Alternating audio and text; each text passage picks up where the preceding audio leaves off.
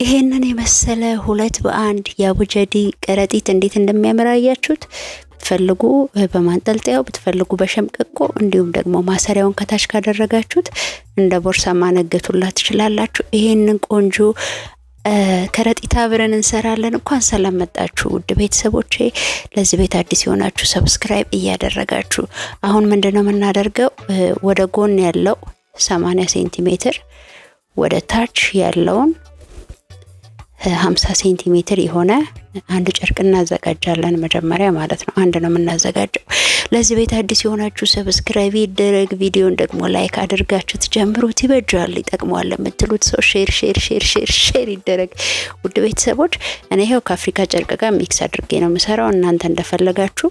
አሁን ወደ ጎን ያለውን ስፋት 50 ሴንቲ ወደ ታች ያለውን ርዝመት 10 ሴንቲ የሆነ ጨርቅ ደግሞ ሁለት አዘጋጃለሁ። ይሄ ለላይኛው ማንጠልጠያ የሚጠቅመኝ ነው ማለት ነው።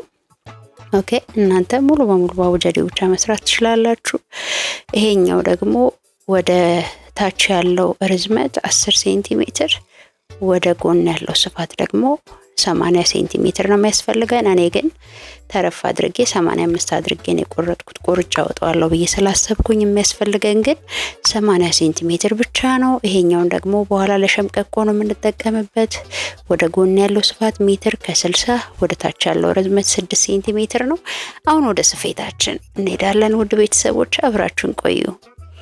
እሺ በመጀመሪያ ምን አደርጋለሁኝ? ከአቡጀዲው የምፈልገበትን ቦታ ምልክት አደርጋለሁ። የአፍሪካ ጨርቁ ከየት እንዲጀምር የምፈልግበትን እኔ ምልክት አደረግኩ። እናንተ ብትፈልጉ በሴንቲሜትር ለክታችሁ በሁለቱም ሳይድ ምልክት አደረግኩኝ። ቀጥታ ስለሆነ የምሰፋው ማለት ነው።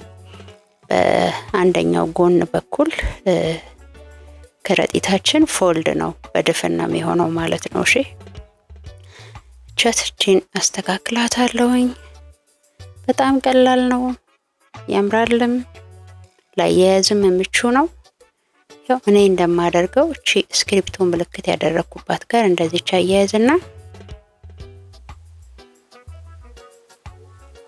እንደዚህ 1 ሴንቲሜትር ያህል ገባ ብዬ እሰፋለሁ ማለት ነው።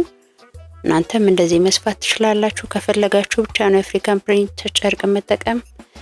ይሄንን ባይዘው በተለያዩ ሸራዎች የመሳሰሉት ብትሰሩ ኢቨን ይዘነጥበታል። ከፈለጋችሁ በጣም በብዙ ጨርቆች መስራት ትችላላችሁ። ራሳችሁ የሚመቻችሁን እናንተ ነው የምትመርጡት። ቀለል ያለ ምቹ የዕቃ መያዣ ነው እየሰራን ያለ ነው። ይሄው እላዩ ላይ እኔ እንደማደርገው እኔን እየተከተላችሁ እየደረስኩኝ ነው። ከላይ ጫፍ ላይ ቀጥ አድርጌ እንደዚህ ደርዘዋለሁ። ቤተሰብ ላይክ እየተደረገ እንዲሁም ለዚህ ቤት አዲስ የሆናችሁ ሰብስክራይብ እያደረጋችሁ ቤቱን ተቀላቀሉ። እናመሰግናለን አብራችሁን ስለሆናችሁ። አሁን ደግሞ እቺን 1 ሴንቲሜትር ወደ ውስጥ አጠፍ አደርጋትና ይሄንንም ጫፍ ላይ እንደዚህ እሰፋዋለሁ ማለት ነው። ቪዲዮውን በደንብ ተመልከቱት። ጨርቁ ምንድነው ምናምን እንዳትሉኝ፣ አሁንም ደጋግሜ እየተናገርኩ ነው። የተጠቀምኩት ጨርቅ የአቡጀዲ ጨርቅ ነው። እናንተ የፈለጋችሁትን ጨርቅ ተጠቀሙ። የኔ ዋና ሀሳብ እንዴት እንደሚሰፋና እንዴት እንደሚሰራ እንደሚቆረጥ ማሳየት ብቻ ነው። ስለዚህ ጨርቁን እናንተ ዲሳይድ አድርጋችሁ በምትፈልጉት ጨርቅ መስራት ትችላላችሁ። እንደዚህ በተቃራኒ አቅጣጫ ቀጠፍኩት በኋላ ከጫፉ ወደ ታች 10 ሴንቲሜትር ዝቅ እልና 10 ሴንቲሜትር ዝቅ እልና ነው ስፌቱን የምጀምረው። ክፍተት እተውለታለሁ 10 ሴንቲሜትር። እሱም በኋላ ሸምቀቆ የምንሰራበት እንዴት እንደሚመጣ አብረን እናያለን ማለት ነው። ከ10 ሴንቲሜትሩ ወደ ታች እሰፋዋለሁ ማለት ነው። ያው እንደዚህ ወደ ታች ቀጥ አድርጋችሁ ስፉት። እንዲሁም ወደ ጎን ያለውንም እንደ ኤል ነው የምትሰፉት ማለት ነው። ያው ሙሉ በሙሉ በስፌት ትደፍኑታላችሁ ማለት ነው። ኦኬ እንገለብጠዋለን። አሪፍ ሆኖልናል። እኔ ኦቨርሎክ መትቻለሁ አቡጀዲው። እናንተ ብትፈልጉ አለመምታት እዛው ማገባበር ትችላላችሁ። ቺን 10 ሴንቲሜትር ወረድ ብዬ ሰራዋትን እንደዚህ እቀመቅማታለሁ በአንድ ሲንግል። አያችሁ እኔ እንደማደርገው እንደዚች አድርጌ እሰፋታለሁ። ኦኬ። በመቀጠል ደግሞ ለሸምቀቆ እንዲሆነን ሰፋ አድርጌ እቀመቅመዋለሁ። ጫፉን አያችሁት? ሰፋ አድርጌ መሀል ላይ ማለፊያ እንደ ቱቦ ማለፊያ ነገር እተውለታለሁ። ሰፋ አድርጌ እቀመቅመዋለሁ። ይሄ ክፍተት በመርፌ ቁልፍ የሸምቀቆውን ገመድ የምናስገባበት ይሆናል ማለት ነው። ይኸው እንደዚህ መሀል ላይ ክፍተት አድርጌ እቀመቅመዋለሁ ጫፉን። ይኸው እንደምታዩት እንደዚህ መጥቷል። ኦኬ። በመቀጠል ቅድም ስፋቱ ሜትር ከ60 ርዝመቱ ደግሞ 6 ሴንቲሜትር የሆነ ጨርቅ አዘጋጅተን ነበር። እሷን አሁን እኔ እንደማደርጋት አለመጣ ካላችሁ ደግሞ በካውያ ተኩሱት። ያው እኔ ስለሚመጣልኝ አልተኩስኩትም። እሷን እንደ ገመድ እንሰራታለን ማለት ነው።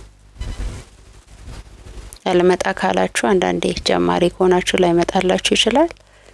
እኩል እኩል እያጠፋችሁ በካውያ መስራት ትችላላችሁ። እቺን ገመድ መሳይ ነገር እንደዚህ አድርገን እቺን ገመዷን እንሰራታለን። አሪፍ ሆኖ አልቆልናል። ይሄንን በመርፌ ቁልፍ ተደርጎ ቅድም የሰራ ነው ቱቦ መሳይ መሀል ክፍተት የተተንለት የቀመቀም ነው እሱ ውስጥ እንትን እንላለን ማለት ነው። ኦኬ። ያው በመርፌ ቁልፋችን እንደዚህ ጫፉን ከያዘን በኋላ እቺ በመሃሉ አያችኋት ሸምቀቆን እከታለሁ ማለት ነው። ሸምቀቋችን ከተን ጨርሰናል። ኦኬ። አሁን ምንድነው የምናደርገው? ሸምቀቋችንን ከተን ጨርሰናል። የማንገቻውን እንሰራለን። ቀድመን የማንገቻውን ፓርት እንሰራታለን። ሁለት ቆርጠናል አይደለ? አረሳችሁትም? ሁለት የቆረጥነውን ለማንገቻችን አንድ ሴንቲሜትር በሁለቱም ጎን እንደዚህ ያስገባና አጥፌ እሰፋዋለሁ። እናንተ ምናልባት ይሄ አልመጣ ካላችሁ በካውያ ስሩት። አልመጣ ይላችኋል። በተለይ ብዙ ካልሰራችሁበትና ጀማሪ ከሆናችሁ። ስለዚህ ምንም ችግር የለውም፣ በካውያ ማምጣት ትችላላችሁ። እኔ 1 ሴንቲሜትር በሁለቱም ሳይድ እንደዚህ አጥፌ ከላይ ያለችውን ማንጠልጠያን የምሰራባትን ጨርቅ አዘጋጃለሁ ማለት ነው። ሁለት ነው የሚያስፈልገን።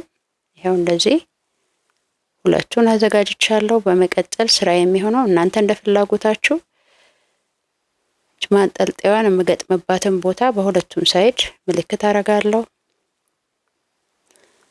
ጀስት ለራሴ እየሰራው ስለሆነ የተጨነኩበት አይደለም። እናንተ በሴንቲሜትርም አድርጋችሁ መስራት ትችላላችሁ።